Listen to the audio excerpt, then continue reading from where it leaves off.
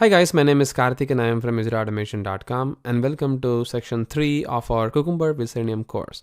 And in this video, we are going to be talking about Cucumber 4 test runner. Alright, so let's get started. So let's all help to save tree, water and energy to save our motherly planet Earth, which is one of our responsibility for our future generations. Cucumber 4 runner for the parallel execution.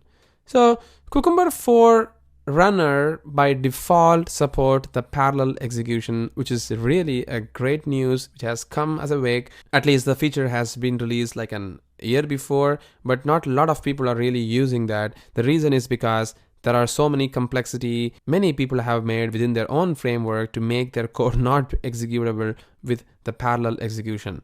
So the parallel execution support that you can see in here is a screenshot exactly taken from the Cucumber 4 block itself. It says Cucumber JVM now supports parallel execution of pickle across threads. And they also ask us to see some documentation. Well, I'm not going to be talking about that.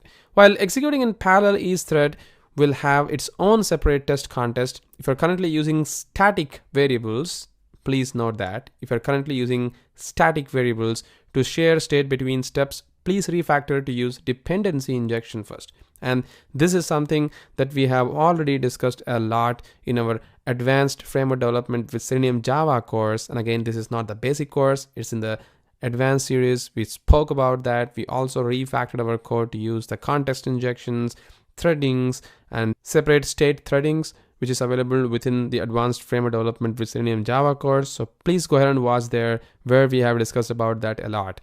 And even this particular feature that we're going to be talking about, the parallel execution in Cucumber JVM, which is nothing but Cucumber 4, is also only supported if you have all those infrastructure in place. The current basic course that we have right now actually does not really have those infrastructures, because we have also used static variable a lot in this particular repo, and even if we try to execute the parallel execution, it is going to throw you an error.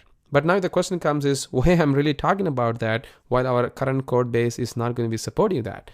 Well, the reason is because this is one of the feature which Cucumber 4 has really brought that, and it is very important that we all should be aware of this particular feature. And that's the reason, because this is an upgrade section, you should be knowing all these new feature which has been incorporated in Cucumber 4. And that's the reason this particular video actually address this particular feature as well.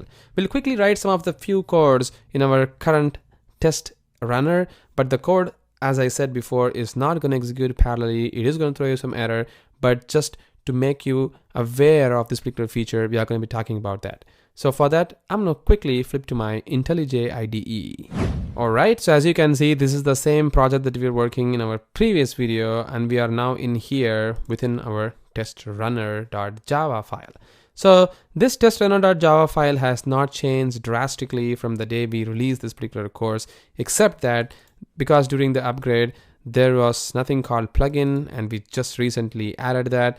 This is the only new change which has been happened from the day we released this particular course. But now there is one more change which is going to happen, is the execution of the scenarios in parallel. And as you can see that we currently have two scenarios, and if we want to execute these two scenarios in parallel, we either have to do so many things behind the scene, or we have to somehow write our own logic to make this execution happen. But the good news with Cucumber JVM or the Cucumber 4 is the new support of the execution of scenarios in parallel. And because we already are using the testng as our test execution engine, and we already have the testng.xml file for doing that particular current execution, it's very easy for us to bring in this particular execution using our own data provider. So as you know that we already have something called as a data provider tag within our testng. So if you're not aware of the data provider tag of the testng, as you can see in here, you can just go to the Google Chrome and I'll quickly show you that. So data provider testng, and if you go to the testng documentation and just search for data provider, and you can see that we have something called as a data provider tag. So it says that it marks a method to supply data for a test method. The annotated method must return an object array, and you can see that it returns you a two-dimensional array where each object array can be assigned the parameter list to the test method. The @test method that want to receive the data from this data provider needs to use the data provider name equals to the name of this annotation. So this is very important because you're going to be using this particular name of the data provider.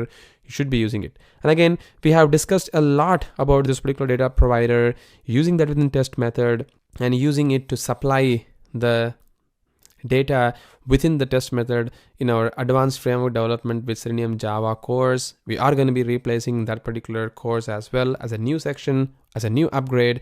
So we'll be discussing a lot about that in that course, not at least in the basic course, but because we are going to be seeing this particular feature in the basic course as well, I'm going to be talking about that in here just to quickly show you how to use this particular data provider of the test-ng. So all I'm going to do is this.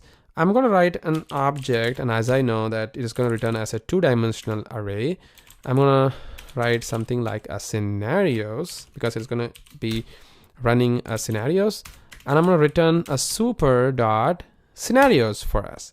So basically, I'm going to return this particular object to the super class of this test runner, which is going to be executing this particular code.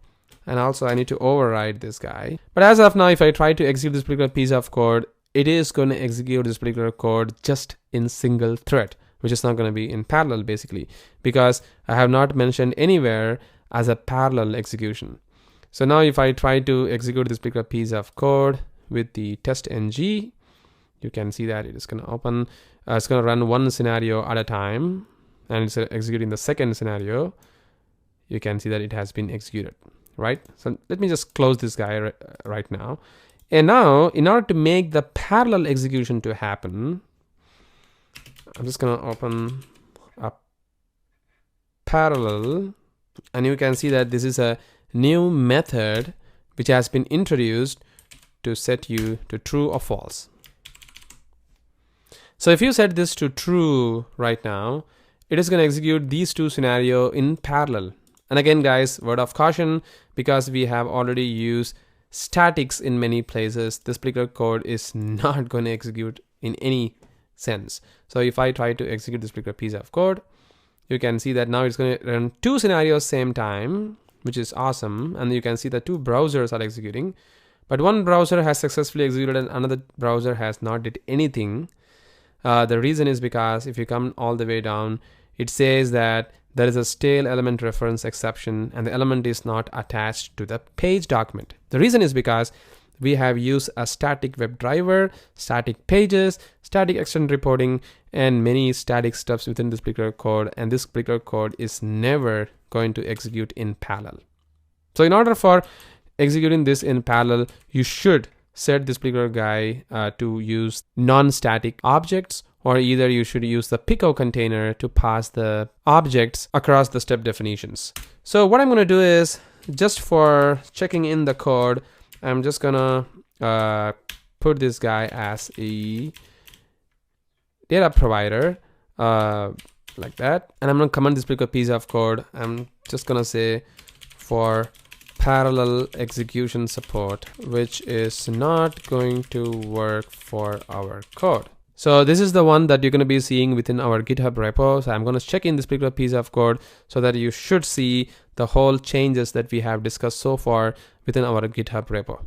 So this is how we can actually work with Cucumber 4 upgrade with our current test framework that we have written. And again, guys, for more updates and more features and more new changes, you should look to the advanced framework development with Selenium Java course, where I have discussed a lot detail about the new changes that we have discussed over here, which are like missing features that we have not discussed here in the basic course at least, but in advanced course, everything is covered.